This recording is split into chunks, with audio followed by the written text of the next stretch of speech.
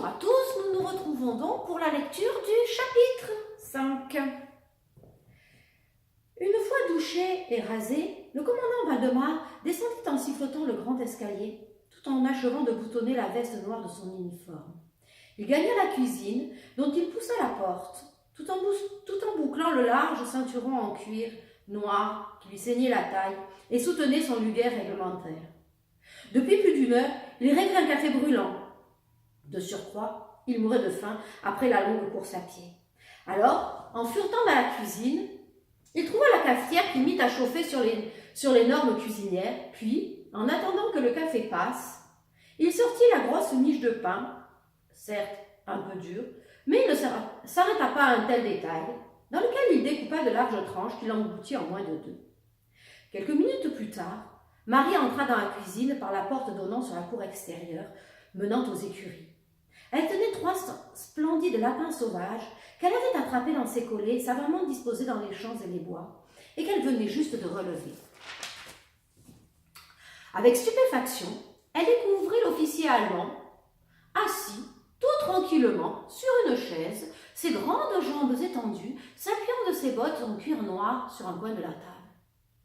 Il sirotait avec bonheur une tasse de café, dont l'arôme vint chatouiller délicieusement le nez de la jeune fille. « Vous gênez pas surtout !» s'exclama-t-elle en jetant ses lapins sur la table. Sans bouger d'un iota, Sven Valdemar sourit à la jeune fille. « Rebonjour, petite Marie. Jolie bête. »« Mouais !» se contenta de grommeler la jeune fille, en essayant de résister au délicieux et tentateur arôme. Le commandant la fixa quelques secondes de son regard vert. Mal à l'aise, elle fit semblant de s'occuper de ses lapins, leur enleva la ficelle qui les avait étranglés, ne se décidant pourtant pas à quitter la pièce. L'officier la trouva extrêmement jolie, avec ses cheveux blonds qu'elle avait attachés en une tresse lâche, dont il s'échappait en longues mèches qui lui battaient le visage, et qu'elle repoussait en un geste machinal. Il aima ses longues jambes musclées, toutes dorées de soleil, un peu griffées, ça et là, par quelques ronces, son short blanc, taché d'herbe, un peu déchiré, son pull bleu marine, trop grand, sur lequel restait accroché en main de paille des feuilles de chêne et une marguerite sauvage qu'elle avait volontairement glissée dans les mailles. Il la trouva attendrissante en petite sauvageonne, avec cet air fier, un peu rebelle, qu'elle affichait en toutes circonstances. Instinctivement, il sut que la petite Marie qu'il avait là, sous les yeux, était la véritable Marie. Marie, gênée par le regard qu'elle sentait poser sur elle, releva finalement la tête, laissant ses lapins, prête à gagner d'un bond la porte extérieure. Il la sentit sur le qui-vive, nerveuse, prête à s'échapper comme un jeune chevreuil, surpris par le promeneur, bondi dans des fourrés au plus profond de la forêt. Alors, reposant ses longues jambes par terre, il demanda de sa voix la plus amicale. « Vous voulez un café ?» Marie se sentit presque bavée d'envie. Cela faisait combien de mois, d'années, qu'elle n'avait plus bu une seule goutte. Il fallait que les Allemands arrivent pour pouvoir à nouveau retrouver le goût de certaines choses, presque oubliées. La jeune fille hésita, puis s'entendit répondre, comme malgré elle. Volontiers. Posant sa tasse sur la table, il se leva et servit obligeamment la jeune fille. Celle-ci, les yeux fermés, la huma longuement avant d'en boire une ou 2 petites gorgées. Le commandant la contempla, sans parvenir à s'en empêcher. Elle était irrésistible. Et, avec ses réactions de petit animal heureux et gourmand.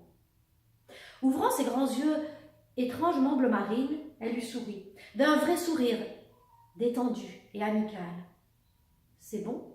demanda-t-il gentiment, bien que la réponse se lut dans un regard pleinement satisfait. « Ah oui, murmura celle-ci, avec un sourire gourmand de jeune chatte. « Cela faisait longtemps ?»« Très longtemps, » répondit rêveusement Marie. Elle se sentait bien, extrêmement bien d'ailleurs, et la compagnie de l'officier ne lui semblait plus si pesante. En cet instant privilégié, il lui semblait qu'elle le connaissait depuis toujours, qu'ils n'étaient plus à 2 extrêmes opposés l'un de l'autre. Alors, tout naturellement, dans une attitude habituelle, elle s'assit sur la table ronde comme elle faisait chaque matin, pour prendre un thé rapide, et qui, chaque jour, faisait soupirer sa mère. Mais là, en cet instant, elle ne réfléchit même pas à ce qu'avait d'inconvenant une telle posture. Elle s'assit sans arrière-pensée aucune, tout en savourant son café avec délectation, appréciant tout à coup de pouvoir regarder l'immense officier sans avoir à lever la tête, Avec un air mutin, elle lui en fit la remarque. Pour une fois, j'arrive à vous parler sans attraper un torticolis. Il la regarda en fronçant les sourcils, ne comprenant pas le mot torticolis. Il parlait très bien français, mais parfois certains mots lui échappaient. Marie le lui expliqua en riant, lui disant qu'il était trop grand. Absolument pas, c'est vous qui êtes dramatiquement petite, rétorqua-t-il avec son demi-sourire ironique. Non, sans rire, combien vous mesurez? Je vous passionne tant que ça. Non, s'exclama-t-elle aussitôt en rougissant subitement, furieuse après elle-même de piquer un phare et de s'être ainsi laissée piéger à son propre jeu. 1,97 m, lança Sven Valdemar, répondant à sa question après coup, afin de la détendre et de lui redonner confiance. Il trouva sa confusion charmante et, sans le montrer, en fut brusquement troublé. Cela faisait si longtemps qu'il n'avait pas vu tant de fraîcheur, de spontanéité, qu'il se sentit à nouveau très jeune, comme si elle avait la faculté d'effacer d'un seul sourire toutes les larmes et la souffrance, comme si elle pouvait balayer toutes les atrocités de Grèce et d'ailleurs. Ah ben ça, laissa-t-elle échapper dans un hoquet de stupéfaction. Vous devriez faire du basket, ajouta-t-elle d'un ton faussement sérieux. Non, mon sport, c'est la lutte, fit-il dans un sourire. Puis, il jeta un œil à l'horloge murale accrochée au-dessus du bailli lui faisant face. Bon, il faut que j'y aille. Il finit d'un trait sa tasse de café, se levant en s'étirant, un peu courbattu. Cela faisait longtemps qu'il n'avait plus couru comme ça. Vous allez faire quoi? Vous êtes curieuse. Très. Et ce n'est pas mon seul défaut, répliqua-t-elle du tac au tac. J'avais cru comprendre, lui répondit-il sans se démonter, la regardant droit dans les yeux. À nouveau, elle rougit involontairement, se maudissant intérieurement de le faire, mais ne voulut pas détourner les yeux. Malgré sa gêne, elle soutint sans faiblir son regard vert, qui semblait la foyer jusqu'au plus profond d'elle-même. Allumant une cigarette, il expliqua finalement. J'ai promis à mes hommes une revue d'armes. Il ne faut pas que je les déçoive. C'est passionnant, se moqua-t-elle en faisant semblant de bâiller. Nous devons nous tenir prêts. Nous ne sommes pas en vacances. Puis, il la laissa là, sur ces mots qui amenaient avec eux des sous-entendus glaçants. Cependant, la journée qui avait donc plutôt mal commencé, pour tout le monde, se terminait plutôt bien. Pendant sa conversation, le matin, avec le jeune commandant allemand, Marie avait presque oublié ce qu'il était. Elle se surprit à lui trouver un certain charme, et rougit en repensant à lui tel qu'elle avait vu dans l'encadrement de la porte de la chambre du capitaine Muller. Furieuse après elle-même, elle se morigéna, s'interdisant pour l'avenir d'éprouver une quelconque attirance pour lui. Satisfaite d'une telle résolution, elle s'accorda la détente d'une longue promenade avec Gulliver. Chapitre 6. Le lendemain matin, dès les premiers rayons du soleil, Marie était debout, bien décidée à renouveler son plan d'agression que Léa appelait l'attaque de la serpillière du matin. Cette fois-ci, pourtant, elle fut plus rusée. En effet, elle envoya sa petite sœur en avant-garde. Cette dernière, heureuse de la farce, bondissait dans chaque chambre en chantant faux et à tue-tête l'international, car après des heures de délibération, les deux sœurs en étaient venues à la conclusion que l'international était le chant le plus propice pour un réveil en douceur. Elles avaient donc passé toute leur soirée à répéter activement les paroles du chant communiste. Ce matin-là, aucun incident ne fut à déplorer. Tout se passa idéalement bien. Les officiers tiraient d'un sommeil réparateur bougonné, pendant que les deux sœurs s'activaient dans un rapide ménage, refaisant les lits en un tour de main, passant vite fait un balai, alors même qu'elles étaient prises d'un irrépressible fou rire. Toute la journée se passa ainsi plutôt gaiement, du moins pour les jeunes Françaises. L'après-midi, les deux sœurs allèrent travailler au potager, enlever les mauvaises herbes, biner les salades et les choux et planter les tomates. Toutes les deux étaient en short avec de grands chapeaux de paille, elles piochaient, sarclaient, tout en discutant et riant activement. Tout à coup, Léa se retourna et appela sa sœur d'une voix effarée. « Marie, regarde, mais regarde donc !» À son tour, Marie se redressa et se retourna. Avec la même stupéfaction, elle aperçut, appuyé tout à fait nonchalamment à la barrière blanche qui entourait le potager, un groupe de soldats qui les lorgnaient avec un vif intérêt. Fronçant les sourcils, son sang ne faisant qu'un tour, Marie s'approcha d'eux à grands pas, qui, ravis, lui parlèrent en ponctuant chaque mot de rires gras et de sourires pleins de sous-entendus. « Bien, je vois que le jardinage vous passionne. Venez donc nous aider, s'exclama-t-elle en tendant un piochon à l'un d'eux. Sautant prestement à la barrière, les Allemands, toujours riants, se retrouvèrent en quelques minutes en train d'arracher des mauvaises herbes, de bider des légumes et d'enlever un à un les dorifores des plants de patates. Sous l'œil sagace de Marie, qui passait de l'un à l'autre afin de vérifier qu'ils faisaient correctement le travail. Avec application et sérieux, Léa faisait la démonstration du binage de salade à 3 soldats hilars, mais pleins de bonne volonté. Les Allemands ne parlaient pas un mot de français, hormis quelques jolies mademoiselles. La communication se restreignait donc à la gestuelle de part et d'autre. Cependant, le système semblait bien fonctionner. Ils profitaient pleinement de cette détente après les longs combats qu'ils avaient menés au cours des dernières semaines, appréciant, par ce bel après-midi de printemps, une occupation aussi paisible et non violente qu'un peu de jardinage, surtout en compagnie d'une fille aussi jolie que cette petite Française. Les deux sœurs piquaient des crises de fou rire en entendant la prononciation de certains mots que les soldats s'appliquaient à répéter. Léa leur apprit le mot « dorifort », expliquant à sa sœur qu'ainsi, ils auraient au moins retenu quelque chose de leur séjour en France. En peu de temps, le potager fut entièrement débarrassé des mauvaises herbes, biné, arrosé, travail qui aurait pris tout l'après-midi aux deux sœurs. Léa, ravie d'être si vite débarrassée d'une telle corvée, s'écria à l'adresse des soldats amants. « Revenez demain, on trouvera de quoi vous occuper, n'est-ce pas Marie ?» Celle-ci achevait de fermer le portillon du potager, se retourna en murmurant. « Il est certain que ce n'est pas le boulot qui manque ici. » Le lendemain matin, les deux sœurs, toujours aussi matinales, bien qu'un peu fatiguées, mais comme le disait si bien Marie, on n'a rien sans rien, répétèrent le même scénario que la veille, tirant du sommeil les 10 officiers allemands dès 5h30 du matin au rythme de l'international. La journée commençait donc bien, et très gaiement pour les deux jeunes Françaises, même si le ciel, couvert de lourds nuages noirs, annonçait de gros orages. Pour les Allemands, par contre, ces réveils intempestifs commençaient sérieusement à entamer leur morale, et le commandant sentait sa patience et son humour s'émousser à une vitesse étonnante.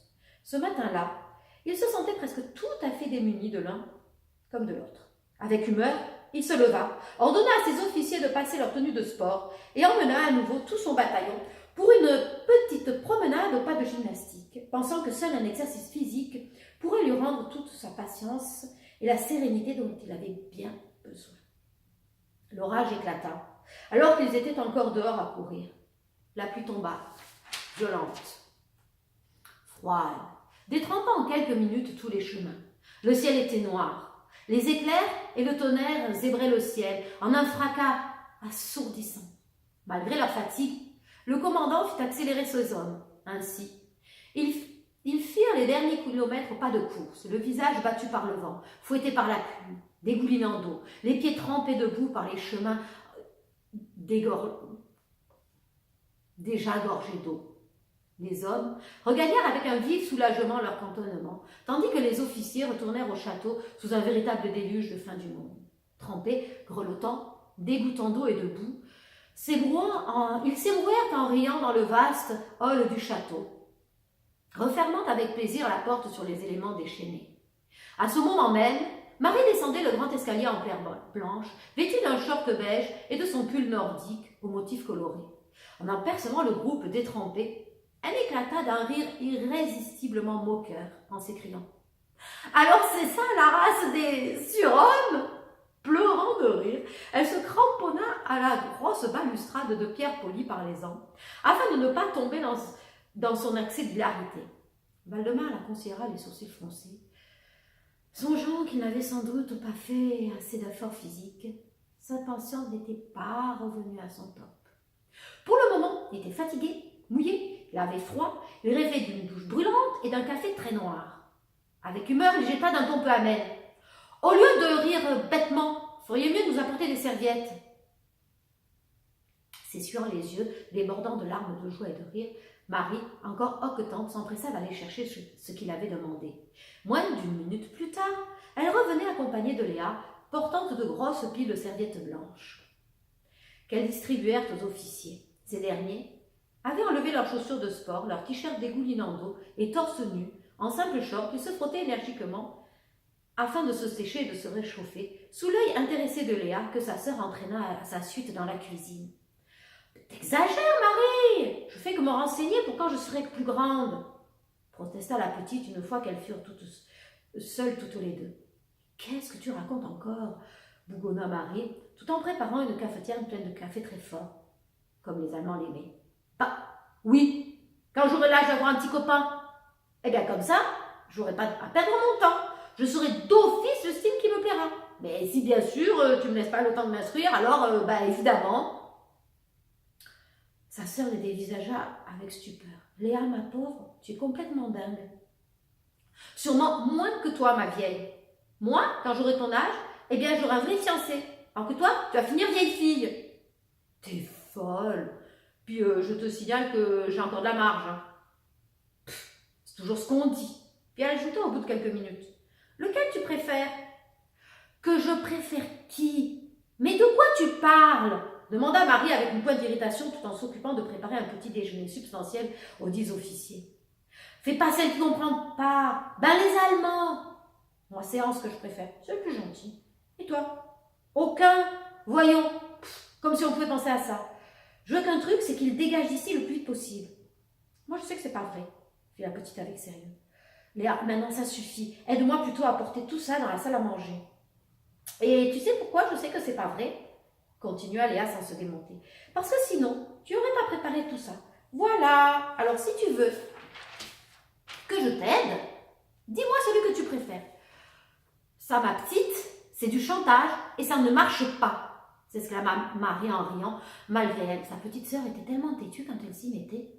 Tu vois, moi je préfère Hans, parce qu'il est gentil. Mais le commandant, je trouve qu'il est pas mal. J'adore ses yeux. Mais il fait un peu peur. Toi, comment tu le trouves? Marie sursauta. Comment? Je ne sais pas, je ne me suis pas posé la question. Ah, il vient m'aider maintenant, répondit négligemment la jeune fille, tandis que, sans qu'elle le sache pourquoi, son cœur battit plus fort. La question de sa sœur trotta dans sa tête. Que pensait-elle du commandant? Avec énervement, elle releva la tête, refusant d'y répondre, autrement que par l'indifférence la plus profonde. Voilà, c'était ça, il indifférait totalement. Et si elle se fatiguait à leur préparer un copieux petit déjeuner, c'était uniquement pour épargner la peine à sa mère et Noémie. C'est tout. Léa avait vraiment le don de voir des histoires là où il n'y avait rien. Absolument rien. Rendez-vous la prochaine fois pour le chapitre 7. À bientôt!